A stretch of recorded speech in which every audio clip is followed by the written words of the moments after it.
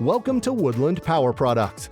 This short video will show you how to properly replace the spark plug on any of the Briggs Stratton engines. We recommend replacing the spark plug once a year. Locate the spark plug wire.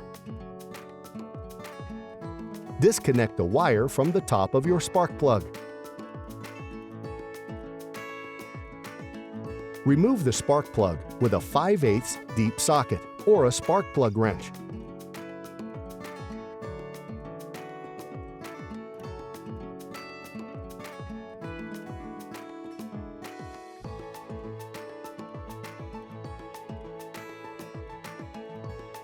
Reinstall a Bosch FR8DCX spark plug or equivalent. The proper gap is .030. Tighten using the deep socket or spark plug wrench until snug, being careful not to over-tighten.